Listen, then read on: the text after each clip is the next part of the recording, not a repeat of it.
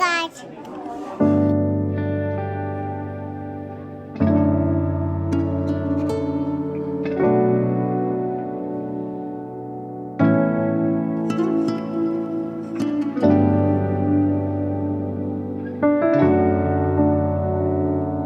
Hello everyone, কেমন আছেন সবাই? সবাইকে স্বাগতম আমার আজকের এই ব্লগে।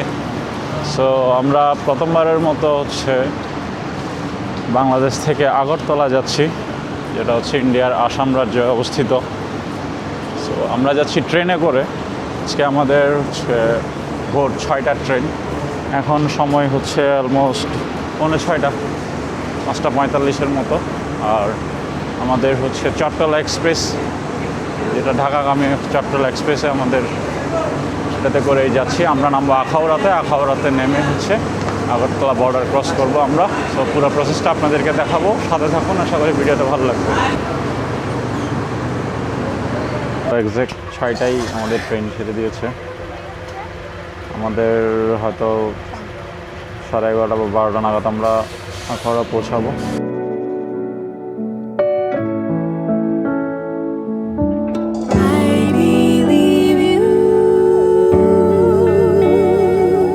তো আমরা এখন ট্রেন থেকে নেমে বর্ডারের উদ্দেশ্যে যাচ্ছি।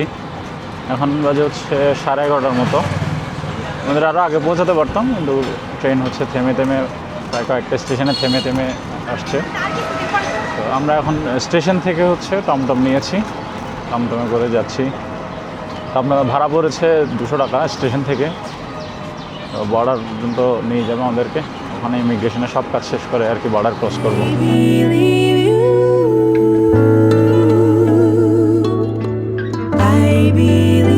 তো ফাইনালি আমরা ইমিগ্রেশন শেষ করে এখন ইন্ডিয়াতে প্রবেশ করেছি। আমাদের 2টা ইমিগ্রেশন শেষ করতে ঘন্টাখানেকের মতো লেগেছে।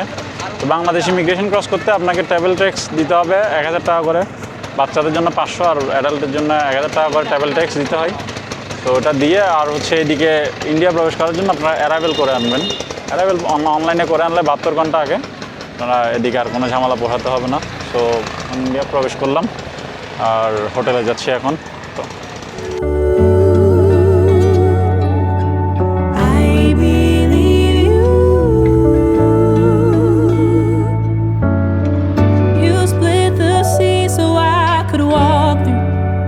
follow me wherever I go. No weapon formed against shall prosper. Good morning everyone. গতকাল আমরা দুপুরে আত্মীয়র বাসায় লাঞ্চ করেছিলাম। লাঞ্চ করে কালকের দিনটা রেস্ট নিয়েছিলাম। আর সন্ধ্যার পরে একটু বের হয়েছিলাম, বিভিন্ন কয়েকটা মন্দিরে গিয়েছিলাম। তো কালকে আর ওভাবে কোনো কিছু দেখায়নি। আজকে সকালবেলা এখন উঠে আমরা প্রথমেই যাচ্ছি ত্রিপুরেশ্বরী মন্দিরে, যেটা এখানে খুবই প্রসিদ্ধ একটা মন্দির। তো সেটা ঘুরে আজকে সারাদিনের বিভিন্ন জায়গায় যাওয়ার প্ল্যান আছে, আপনাদেরকে সব কিছু দেখাবো, আশা করি ভালো লাগবে। গতকাল আমরা বর্ডারের সাইড থেকে সিম দেখেছিলাম। সিম ওখানে অনেক প্রাইস বলছিল, ওখানে ওটা সিম চাচ্ছিল 900 টাকা করে, যদিও এখন আগের থেকে প্রাইস বেড়েছে, বাট এতও না। তারপর আমরা ওখান থেকে না নিয়ে এখানে টাউনে চলে আসলাম। এখানে এসে আমরা 300 টাকা করে সিম নিয়েছি। এয়ারটেল সিম নিয়েছি 300 টাকা করে। আপনার পাসপোর্ট দিয়ে একটু সিমের প্রাইস বেশি, বাট আপনারা সেটা একটু বার্গেনিং করে নেবেন। বর্ডার সাইড থেকে না নেওয়ার চেষ্টা করবেন, ওখানে সবসময় প্রাইস বেশি থাকে। আর ডলার ওখানে আপনার ভাঙাতে চাইলে, এক্সচেঞ্জ করতে চাইলে ওখানে প্রাইসটা কম পাওয়া যায় একটু। বাবা কোথায় যাচ্ছি আমরা? এটাতে করে গাড়ি করে কোথায় যাব? হ্যাঁ, বুম চলে যাব।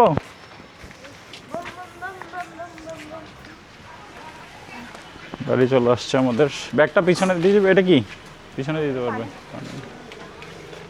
পিছনে দিত।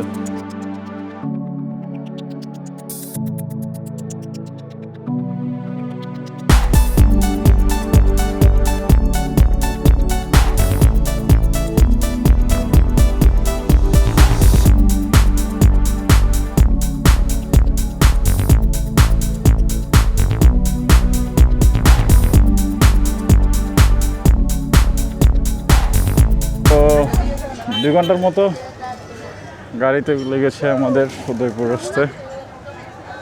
আমরা সকাল 11টা বাজে, এখন 11টার দিকে এসে পৌঁছেছি।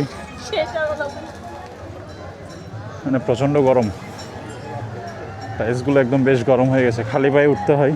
আমরা জুতা গাড়িতে রেখে এসেছি।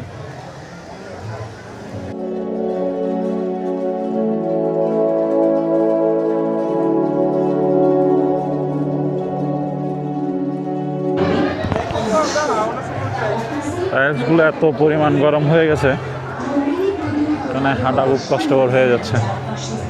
সবাই ছায়ার মধ্যে দাঁড়িয়ে আছে।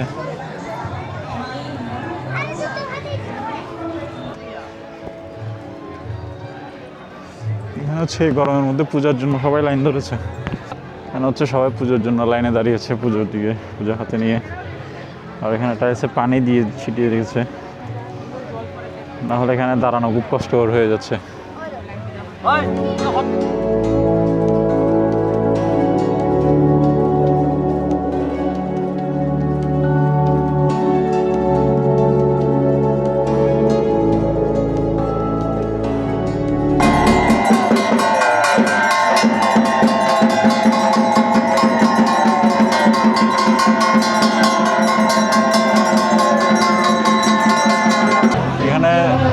দর্শনের লাইন আলাদা, আর হচ্ছে যারা পুজো দিচ্ছে ওদের লাইন আলাদা। পুজো যারা দিচ্ছে তারা অন্য পাশে পুজো দিয়ে যাচ্ছে। আর এখানেও হচ্ছে মায়ের পুজোর সামগ্রী নিয়ে সবাই দেখতে আসছে।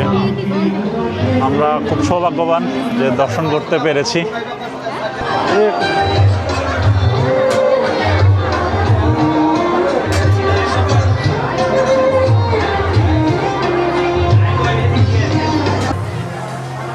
এটা হচ্ছে আমাদের সতীর 51 ফিটের এক ফিট। এটা এখানে এসে জানতে পারলাম।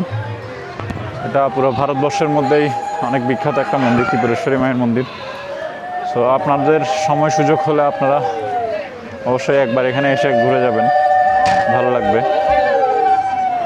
এখানে পাশে একটা শিব মন্দিরও আছে, শিব মন্দিরের দর্শনও পাবেন আপনারা। এখানে এই ধরনের ডাকাগুলো বেঁধে দেয়, এখানে সবাই কোনো একটা মানত করে, আর মনোকামনা পূর্ণ হলে পরে এগুলো এসে খুলে নেয়। আর এটা একটা মনের বিশ্বাসের বিষয়।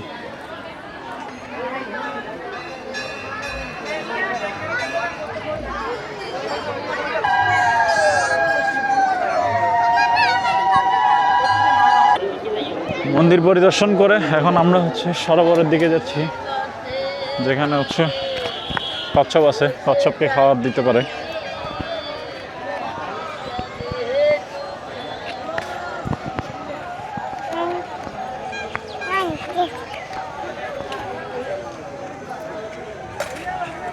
এই যে আমার পিছনে যেটা দেখা যাচ্ছে এটাই হচ্ছে সরোবর। কচ্ছপকে খাওয়ানোর জন্য এখানে খাবার পাওয়া যায়। এটা পার বাটি কত করে বললেন? 10 টাকা পার বাটি 10 টাকা করে। দাঁড়ান আমি টাকাটা দিচ্ছি।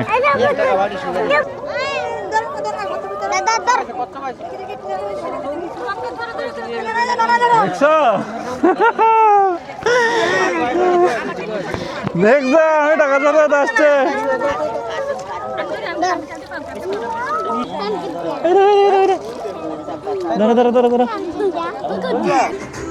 মন্দির দর্শন শেষ করে এখন আমরা হচ্ছে খেতে আসলাম।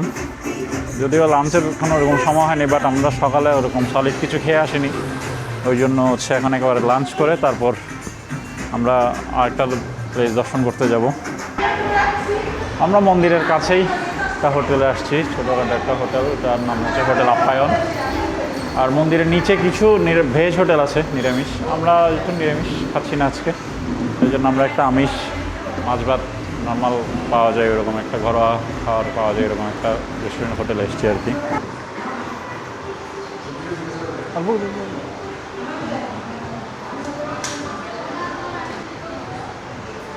পেঁয়াজ দিবেন, পেঁয়াজ আরেকটা পেঁয়াজ দেবেন।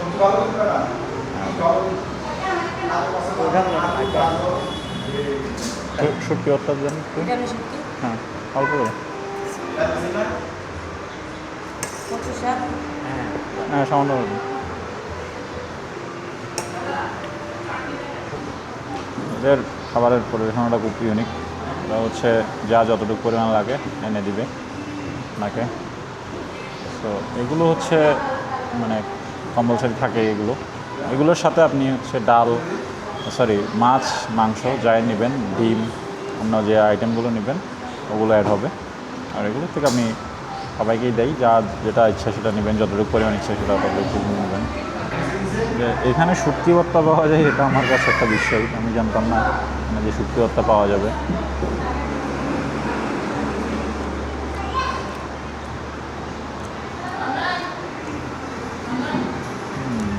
ভর্তাটা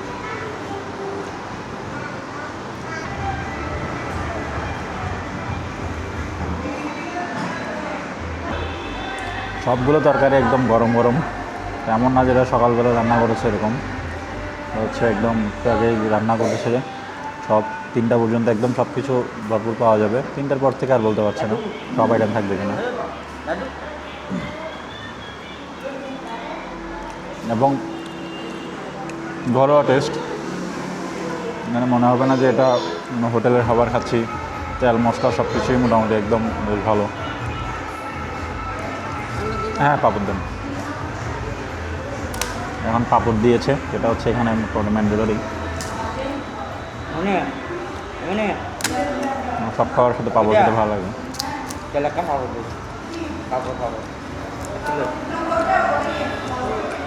শেষের দিকে হচ্ছে ওরা একটা আমের চাটনি দিয়েছে, অম্বল টাইপের আর কি, এটা বলি আমরা। জিনিসটা কেমন দেখি খেয়ে।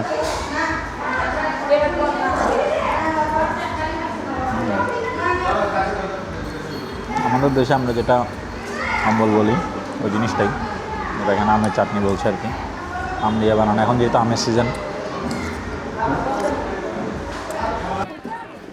খাওয়া দাওয়ার পরে আমরা চলে আসছি আমাদের পরবর্তী স্পটে। আমাদের পরবর্তী স্পট হচ্ছে নীলমহল, যেটা হচ্ছে পানির মাঝখানে একটা মহল। সো সেটার জন্য আমরা লাইফ জ্যাকেট পরে নিয়েছি, বোটে করে যেতে হবে। এখানে টিকিট হচ্ছে পার পার্সন 50 টাকা করে, পার পার্সন 50 টাকা করে টিকিট নিয়ে সেই গ্রুপে করে একসাথে 20-50 জন মিলে একটা বোটে করে তা ওই পারে নিয়ে যাবে এবং ওখান থেকে ঘুরিয়ে হচ্ছে আমাদেরকে আবার এই পারে নামিয়ে দিবে।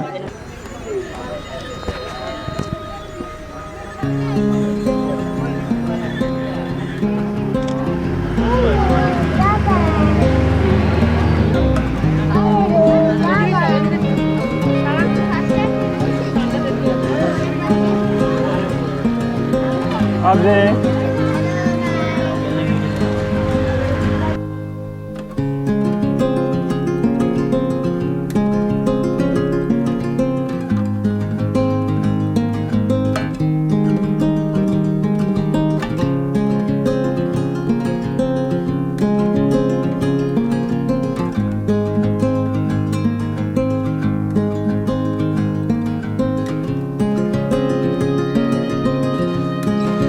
আমরা এখন প্রবেশ করেছি নীলমহলে। এটা হচ্ছে ত্রিপুরার রাজাদের জন্য বানানো, গ্রীষ্মকালীন সময়ে অবকাশ যাপনের জন্য এটা বানানো হয়েছিল।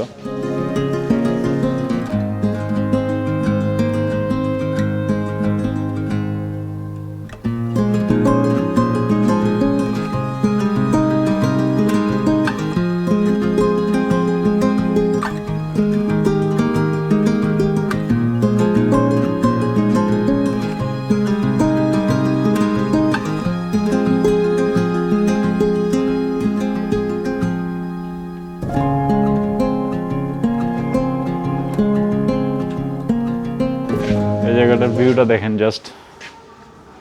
এখন যদিও পানি কম, পানি থাকলে এগুলো একদম যে এখানে এগুলো দেখা যাচ্ছে শেওলা টেওলাগুলো, এগুলো একদম পূর্ণ থাকে পানিতে। বাট রাজারা কেন অবকাশ যাপনের জন্য গ্রীষ্মকালে এই জায়গাটা বানিয়েছে আসলে দেখলেই বুঝতে পারছেন। সমুদ্রের মাঝখানে হচ্ছে এই ভবনটা বানানো হয়েছে। এটা বেশ বড় এরিয়া জুড়ে বানানো, প্রতিটা কর্নারে আসলে দেখতে খুব ভালো লাগছে। সবাই আসছে, বিভিন্ন স্পটে ছবি তুলছে। এটা খুব সুন্দর করে পরিচর্যা করা, যার কারণে প্রত্যেকটা কর্নার দেখতে খুব ভালো লাগছে আর কি। আচ্ছা, ওই পার থেকে 50 টাকা করে যেটা টিকিট উঠেছিল হচ্ছে বোটের টিকিট। নীলমহলে ঢোকার জন্য টিকিট হচ্ছে 20 টাকা করে। আবার এখানে এসে হচ্ছে আমাদেরকে টিকিট কিনতে হবে যেটার প্রাইস হচ্ছে 20 টাকা করে। আর ক্যামেরা ট্যামেরা নিয়ে আসলে ওটার জন্য আলাদা চার্জ আছে, ক্যামেরার জন্য 50 টাকা দিতে হয়। আর যদি এখানে আপনারা শ্যুট করতে চান, ফটো শ্যুট এবং ভিডিও শ্যুট করতে চান, তাহলে 1000 টাকা দিয়ে টিকিট নিতে হয়।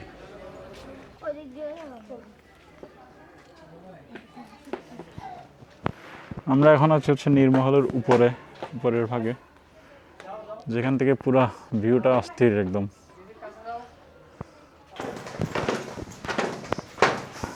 নীরমহলের সিঁড়ি দিয়ে নামছি আমরা দোতলা থেকে। খুব সুন্দর না জায়গাটা, একদম ফটোজেনিক একটা স্পট। এখানে আসলে বেশ ভালো ভালো ছবি নেওয়া যায়। বাট আমরা শীতকালে আসলে ভালো, হ্যাঁ। গরমের মধ্যে হচ্ছে এখানে প্রচুর গরম। তাও ভাগ্য ভালো যে গরমটা ছিল এখানে বৃষ্টি পরে একটু ঠান্ডা হয়েছে। বাট তারপরে মেঘলার কারণে ভ্যাপসা গরমটা লাগছে আর কি। মহলের বাইরের এই স্পেসটা হচ্ছে একটা বাগানের মতো, পার্কের মতো অনেকটা দেখতে। এই জায়গাটা হাঁটতে খুব ভালো লাগছে।